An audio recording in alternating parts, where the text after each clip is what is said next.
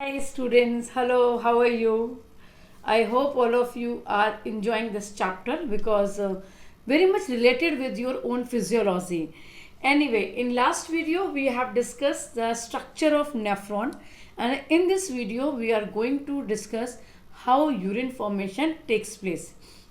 Uh, During this entire process, we will redraw the diagram of nephron and we will understand step by step process which occurs in each and individual part of nephron. Okay, so today's topic is urine formation, the process of urine formation. The process of urine formation takes place in three steps. The first step is ultrafiltration. As it is clear from the word ultrafiltration. Ultrafiltration means it's not a normal filtration. It's a filtration in which a high pressure is required. The second process is reabsorption, and the third process is tubular secretion. Tubular secretion. Okay, first we will discuss about ultrafiltration. Now, where the ultrafiltration takes place, what is the meaning of ultrafiltration, and what happens in ultrafiltration? To understand ultrafiltration, let's redraw woman's capsule. So this is woman's capsule. Here ultrafiltration takes place. Now this is renal artery. It branch into glomerulus. How to draw the glomerulus? You can draw like this. These are the capillaries. Approximately 50 capillaries are there and it divide like this. Now this is the entire structure where ultrafiltration takes place. Now what happens in ultrafiltration? In ultrafiltration, whatever the liquid enters here will filter at very high pressure. From here what blood enters. Now what blood contain here? यहाँ से जो blood enter कर रहा है उसमें क्या क्या है? Blood elements, that is RBC, WBC, okay, and platelets, blood plasma,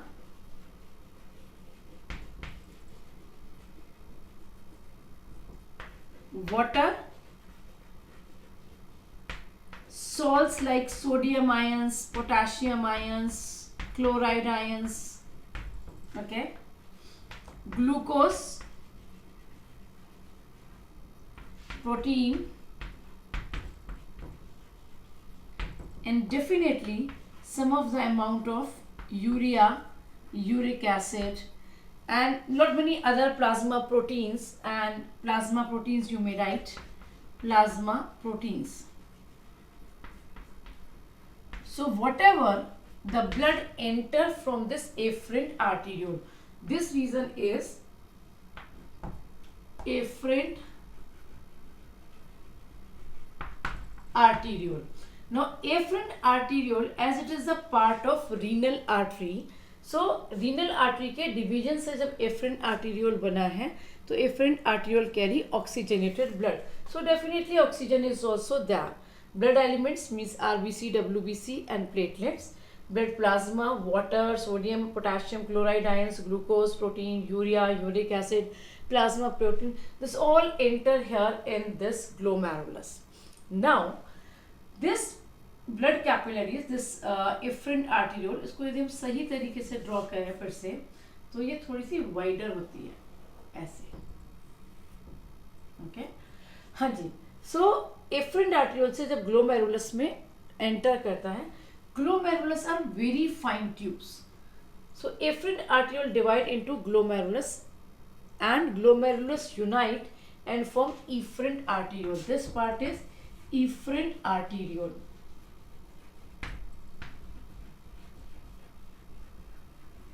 Now because they divide and form capillaries, they create a pressure. The difference in diameter, इन दोनों के डिफरेंस इन डायमीटर की वजह से यहाँ पर एक प्रेशर क्रिएट होता है. Again difference in diameter of these capillaries in efferent arteriole also create a pressure, and because of this pressure this blood will filter here. Now try to understand, when you want to filter something, yesterday or in last video already I have discussed, when we filter some tea, जब हम चाय छानते हैं तो we filter normally, but if we want that each and every drop of tea must filter, उसके filtrate में एक एक बूंद आ जानी चाहिए, तो we press it with some spoon और like that. In the similar way here we can not press something, we हम बाहर से कोई प्रेशर नहीं लगा सकते हैं. It has to create the pressure. और यहाँ प्रेशर कहाँ से आएगा? यहाँ प्रेशर ये वॉल के डिफरेंस की वजह से क्रिएट होता है. दूसरी बात, ultrafiltration require a high amount of energy. Ultrafiltration is not a normal filtration. It require high amount of energy.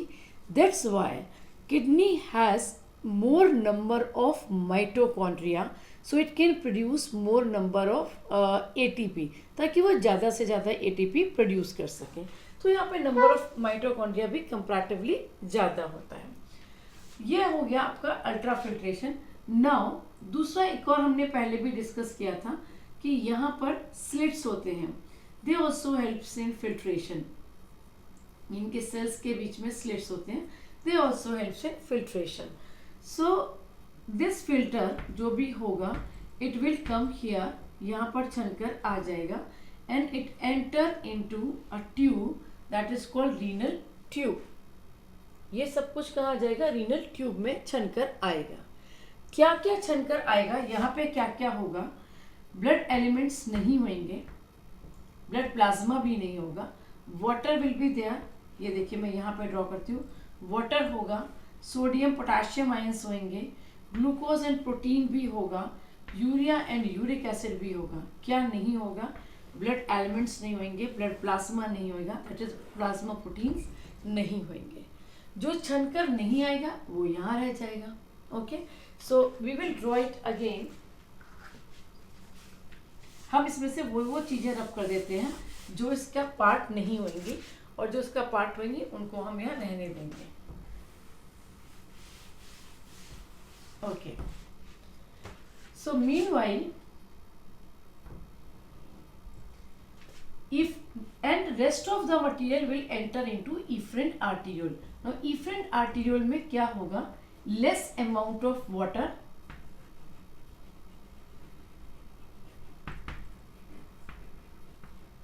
all the blood elements, that is RBC, WBC and platelets,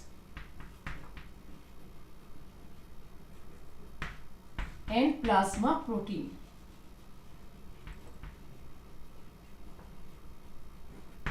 ये सब efferent arterial से वापस जाएगा. कहाँ जाएगा हम discuss करेंगे. देखिए अब ये कर गया आपका एंटर रीनल ट्यूब के अंदर. सो रीनल ट्यूब, इसके अंदर क्या क्या है? Water is there, glucose is there, protein is there, sodium potassium ions, urea, uric acid. So what you can understand that whatever enter from here, most of the part filter, and this entire filtrate जो इसमें enter किया है, this is called glomerular filtrate. जो छनकर आया है इसको हम क्या बोलेंगे? glomerular filtrate, और we can call it nephric filtrate. क्या बोल सकते हैं? nephric filtrate. We may call it primary urine. We cannot call it urine. Urine term तो अभी यूज ही नहीं होगा. Urine term सबसे पहले यूज होता है DCT के अंदर. Okay? And whatever is left here, ये तो filtrate हो गया. जो यहाँ रह गया वो efferent arteriole में चला जाएगा. Efferent arteriole will contain some of the amount of water, most of the blood elements, almost blood elements, and plasma protein. So let's compare the composition of afferent arteriole and efferent arteriole. Afferent arteriole carry oxygenated blood. Efferent arteriole also carry oxygenated blood. ये एक बहुत common mistake है जो बच्चे करते हैं. बच्चों को लगता है कि ये ऑक्सीजनेटेड कैरी करेगा, ये deoxygenated. Both are arteriole, both will carry oxygenated blood, but the blood in which enter through afferent arteriole, it is comparatively dilute, while the blood which leave from the efferent arteriole, it is comparatively concentrated because mostly पानी नीचे चला गया है. Okay, the blood which basic difference यही है. Blood which enter through afferent arteriole contain glucose, protein, ions, urea, uric acid, while the blood which leave from the efferent arteriole doesn't contain glucose, protein, amino acids, hydrogen, potassium ions and all. Clear? So this was about ultrafiltration. So let's understand what is ultrafiltration. Ultrafiltration is the filtration which occurs at very high hydrostatic pressure. Where it occurs? It occurs in Bowman's capsule and glomerulus, or together you can say it occurs in Malpighian tubules. What happens in ultrafiltration? During ultrafiltration, the blood which enter through afferent arteriole filter in glomerulus, and rest of the part go back through efferent arteriole. Now whatever is filtrate या जो छनकर आता है, it collects in renal tubule and it is now known as glomerular filtrate, nephric filtrate or primary urine. Clear? So this all we have discussed about ultrafiltration. Now we will rub about this ultrafiltration and we are going to discuss about tubular reabsorption. Okay, before discussing about tubular reabsorption, now understand, बहुत कुछ छनकर आ गया है, क्या हम इस सब को urine में भेज सकते हैं? नहीं. हम लोग बहुत लालची हैं, बहुत ही ग्रीडी हैं, and we try our best to take all the things back. सब कुछ वापस लेने की कोशिश करेंगे. I want this water back, I want this glucose back, I want this protein back. Mostly तो मुझे यही चाहिए. I want this potassium and sodium ions back. Urea is not required because it is a toxic waste, इसको जाने दीजिए. Uric acid not required because it is a toxic waste. हाँ, कुछ amount में पानी चला जाए कोई दिक्कत नहीं है, but I want to reabsorb most of the water. Okay, so let's rub this and redraw the diagram further. Okay, and we will rub this part also so we can understand in a better way. Okay, so next step of our urine formation is reabsorption. Now where the reabsorption occur? Reabsorption occur in the renal tubule. Renal tubule contain three parts: PCT, Henle's loop and DCT. Mainly ये parts होते हैं. तो वो सारे part के अंदर होगा सारा reabsorption. This is PCT. Now this PCT will continue like Henle loop.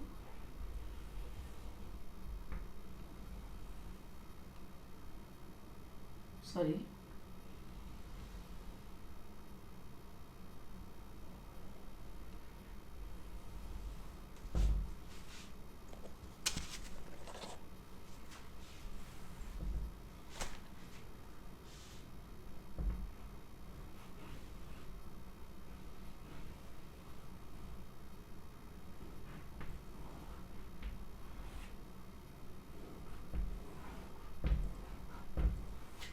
Okay, first of all let's understand very clearly that reabsorption and tubular secretion occurs simultaneously. दोनों simultaneously चलते हैं. और ये जो efferent arteriole है, it will continue and it will divide further.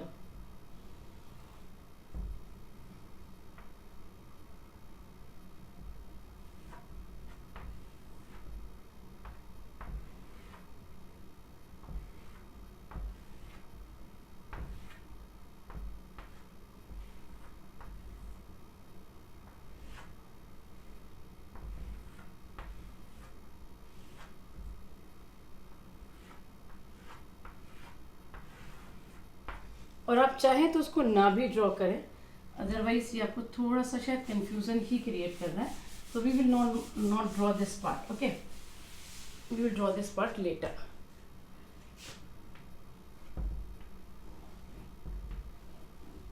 First we will draw PCT, then we will draw Henle's loop, then we will draw DCT and collecting duct. Okay, now what happens? Now this glomerular filtrate will enter into PCT. PCT में enter करेगा where reabsorption takes place. During reabsorption, material will transfer from renal tubule to blood, while during tubular secretion, it will be added into tube. Okay. So this is PCT, this is Henle's loop. अभी मैं normal ही draw कर रही हूँ, उसका structure ऐसे नहीं draw कर रही.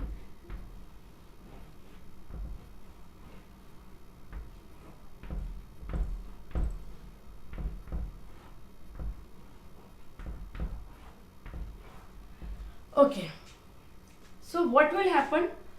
Because of reabsorption, water, suppose ये यहाँ पर क्या है आपका blood vessel है. Now water will enter in blood vessel. वापस यहाँ से water यहाँ आ जाएगा. सोडियम आयन, पोटेशियम आयन्स भी आएंगे.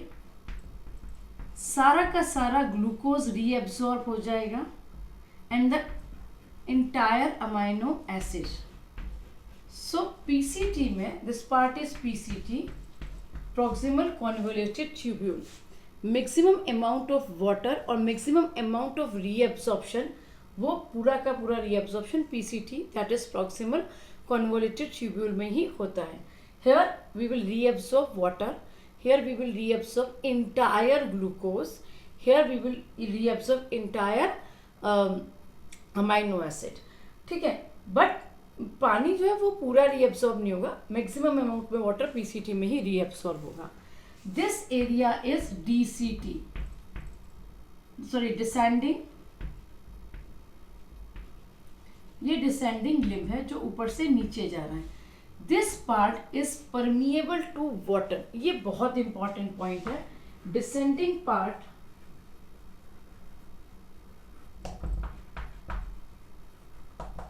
परमिएबल टू वाटर, ये वाटर के लिए परमिएबल है. So water will reabsorb here, यहाँ वाटर रीएब्सॉर्ब होगा. हेनलेस लूप में कोई रीएब्सॉर्प्शन अभी नहीं होगा. And this region is ascending limb, जो नीचे से ऊपर जा रहा है.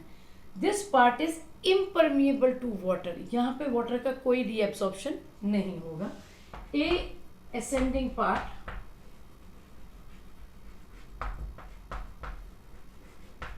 Impermeable to water. ओके, वो वाटर के लिए इम्परमिएबल है. तो आप देखिए मैक्सिमम वाटर यहाँ पर रीएब्सॉर्ब हो गया और यहाँ पर वाटर रीएब्सॉर्ब नहीं हुआ.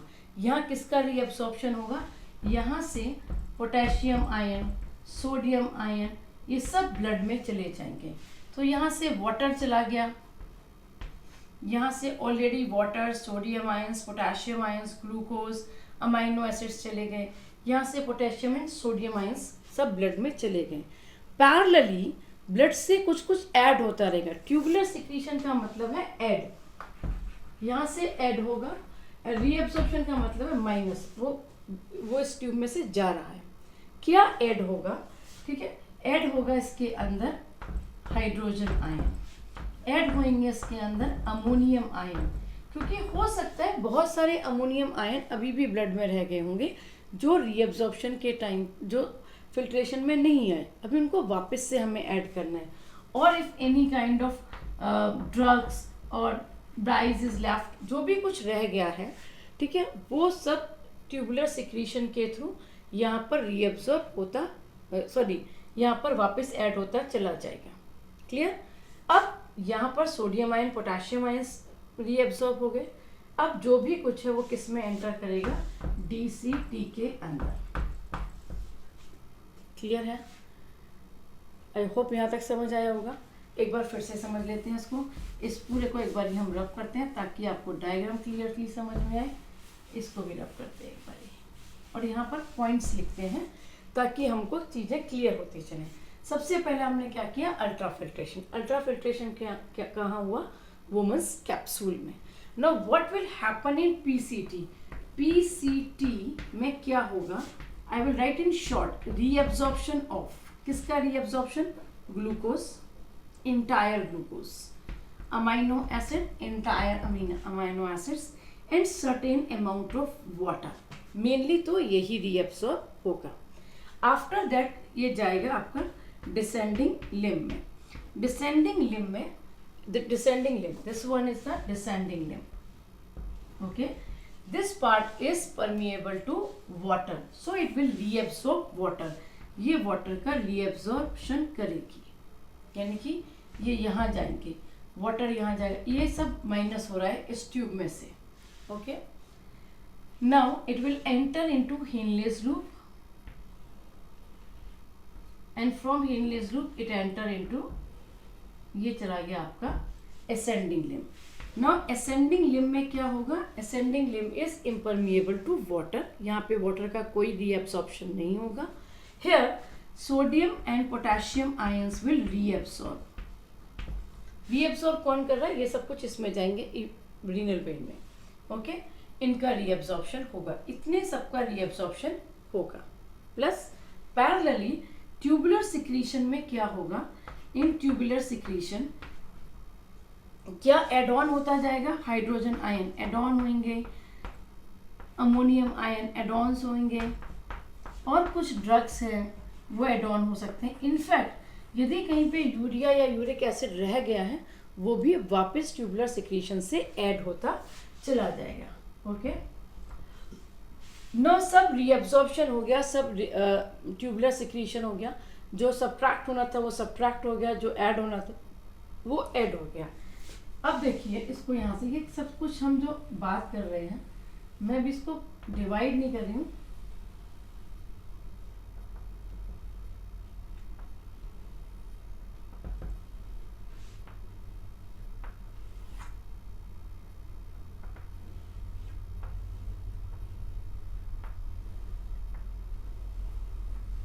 ठीक है, and finally it opens into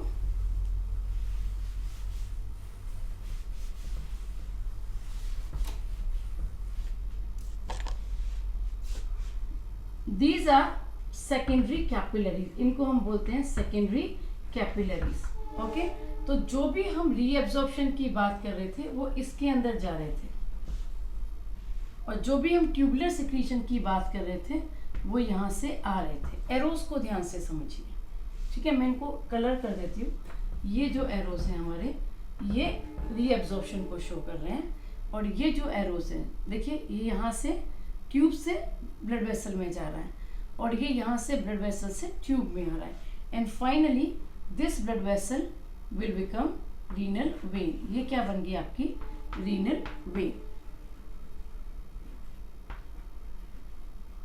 अब देखिए रीनल वेन में क्या गया, जो वाटर था वो रीनल वेन वापस ले गई, जो सोडियम पोटेशियम आयन से वो सब रीनल वेन वापस ले गई, जो ग्लूकोज और प्रोटीन आए थे हमारे काम के वो सब रीनल वेन ले गई।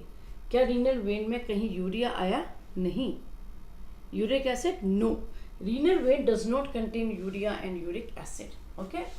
ये सब कुछ फिल्टर होने के बाद कहाँ चला गया, डीसीटी में।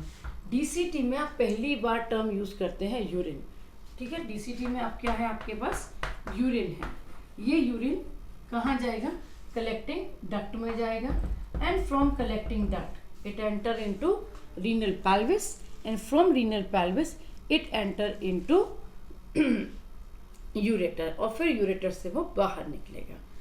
I totally understand this topic is not easy at all, अभी भी बहुत सारा कुछ रहता है, तो हम थोड़ा थोड़ा करके डिस्कस करेंगे, एंड आई होप आपको ये, it will take time for a day और टू, बट आपको अच्छे से समझ में आ भी जाएगा।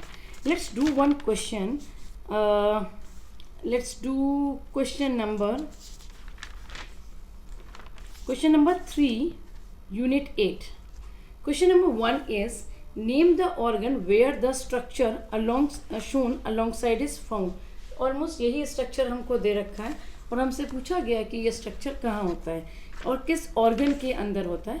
ये स्ट्रक्चर किडनी के अंदर होता है। तो ऑर्गन इज किडनी, जो हमें ऑर्गन के बारे में बताना है वो है हमारा kidney. Okay, our next question is state 3 functions carried out by the organ named in this question. इस क्वेश्चन में जो 3 आपको फंक्शन पूछे गए हैं वो किसके फंक्शन पूछे गए हैं? वो किडनी के फंक्शन पूछे गए हैं। What is the function of kidney? Kidney helps in excretion, kidney helps in osmoregulation, kidney helps in maintenance of blood pH. Kidney blood के पीएच को मेंटेन करता है, ऑस्मोरेगुलेशन में हेल्प करता है एंड अल्ट्रा फिल्ट्रेशन एक्सक्रीशन में help करता है। Our third question is give a collective term for part 3 and part 5। Part 3 and part 5 मैं अभी क्वेश्चन के हिसाब से आपको बता देती हूँ, यहाँ मैं नहीं ड्रॉ कर पाऊंगी। Part 3 and part 5 is Bowman's capsule and glomerulus, they together known as Malpighian tubules, नहीं मेल्पिगियन कॉर्पसल्स। मेल्पिगियन ट्यूब्यूल्स होते हैं इंसेक्ट्स के एक्सक्रीटरी ऑर्गन। मेल्पिगियन ट्यूब्यूल्स आप नहीं लिखेंगे, आप मेल्पिगियन कैप्सूल या मेल्पिगियन कॉर्पसल वर्ड लिख सकते हैं। Malpighian tubule is a wrong term for here. Malpighian tubule is used in insects for their excretory organ. The another question is label the part 3, 5, 7 and 8. 3, 5, 7 and 8 part हमें बताना है क्या क्या है। Part 3 is I believe woman's glomerulus. Part 5 is woman's capsule. Part 7 is collecting duct and part 8 is Henle's loop. What is the difference between the part 1 and part 2 on the basis of structure, chemical composition? Part 1 as per the diagram, part 1 is efferent arteriole and part 2 is afferent arteriole. ये भी एक बहुत common mistake है, बच्चों को लगता है कि एफरेंट और ईफ्रेंट में ही पूछा है, लेबलिंग दिया हुआ है तो उसके हिसाब से करेंगे। efferent arteriole and afferent arteriole का structure, this one is 2 times narrow and this is 2 times wider than efferent arteriole. हाँ, कुछ बच्चे लिखते हैं कि efferent arteriole is wider term is okay, efferent arteriole is thick than efferent arteriole. Thick is the wrong word, thick नहीं आएगा, it is wider and it is narrower, ये आएगा। okay, now what is the difference on the basis of composition? See, both carry oxygenated blood, तो वो तो difference में नहीं होगा। This carry dilute blood, this carry concentrated blood. This one is carrying the blood which contain nitrogenous waste. This one is carrying the blood which does not contain nitrogen waste. Okay, next question is name the liquid formed as a result of process in part 5. Ultrafiltration के बाद में जो liquid बनता है that is known as primary urine or nephric filtrate or glomerular filtrate. What is the part 1 called after it branches? Part 1 here is efferent arteriole as per the diagram. After branches, these branches are called secondary capillaries. Efferent arteriole divide and form secondary capillaries बनाते हैं। Okay. What is the purpose? The secondary capillaries helps in reabsorption as well as in tubular secretion. Okay. Trace the path of liquid contained in part 7 until it is expelled from the body. Part 7 है collecting duct. Collecting duct, from collecting duct it will enter into renal pelvis. From renal pelvis it enter into ureter, and from ureter urinary bladder. From urinary bladder it will goes to urethra. Okay. Our next question is, now question number 9 is very important, जो उसका part है which contain the highest concentration of urea. यहाँ बहुत doubt है। highest concentration of urea आप लिखेंगे DCT. Okay, you may write collecting duct but DCT is a better term. इससे पहले although कहीं पर भी आप कहोगे कि यूरिया तो हमने रीअब्सॉर्ब किया ही नहीं, जितना आया उतना ही है, तो हम क्या ये लिख सकते हैं? नहीं। यहाँ पर अभी जब ट्यूबुलर सिक्रीशन होता है, after tubular secretion some of the amount of urea could add, इसलिए DCT is the part where the highest amount of urea occur. Okay, which contain the lowest concentration of glucose.